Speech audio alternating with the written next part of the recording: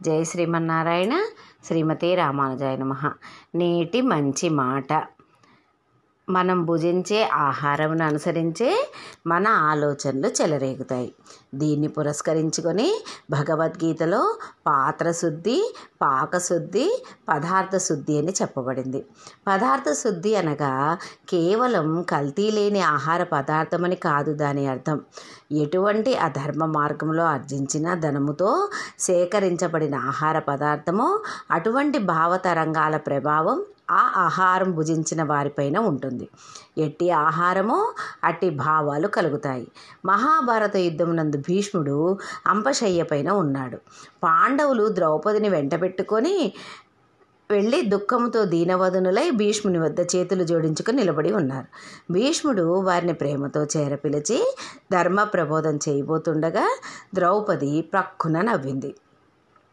సభ్యత, సంస్కారం, సచ్చీలతకు ప్రతీకైన ద్రౌపది అటువంటి పరిస్థితిలో నవ్వడం చూసి పాండవులు నిర్ఘాంతపోయి ఆమె వైపు కోపంతో చూశారు.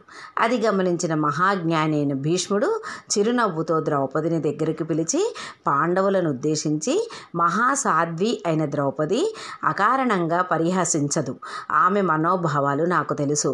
దుర్మార్గులైన కౌరవులు అమానుషంగా ప్రవర్తించినప్పుడు చెప్పని ధర్మపన్నాలు సహజ ధర్మవర్తులైన తన భర్తలకు ఇప్పుడు బోధించడం హాస్యాస్పదమని తోచి నవ్వింది. అది సహజం. ఆమె ప్రవర్తనలో కించిత్ దోషం లేదు. ఆనాడు దుర్యోధనుని కొలువులో ఉండటం చేత ఆ దుష్టార్జనతో సంపాదించిన ఆహారంతో నా రక్తం కలుషితమైంది. అప్పుడు ధర్మబోధనలు చేసే అర్హత నాకు లేదు. ఈనాడు అర్జునుని శరాఘాతంతో నాలో ఉన్న కలుషిత రక్తం స్రవించి ఇప్పుడు నేను స్వతంత్రుడను, ధర్మబోధన చేసే అధికారాన్ని పొందాను అని పాండవులను సమాధానపరిచి ప్రసన్నులను చేశారు.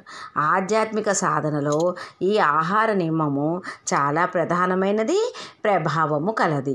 జీవితం అనే పాలలో భక్తి అనే పెరుగును బాధ్యత అనే కవ్వంతో చిలికి కష్టమనే వేడిపైన కాచి నెయ్యి అనే ఆత్మ సాక్షాత్కారమే మనస్సుతో చేసే అంతర్యాగ సాధన, మనసు లగ్నం చేసే ఉపాసన.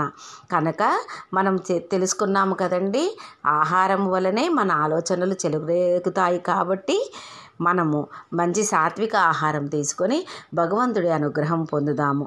సర్వం శ్రీకృష్ణ చరణారవిందార్పణమస్తు. సర్వాపరాధం క్షమా ప్రార్థయామి. రామానుజదాసి, సంధ్యారాణి.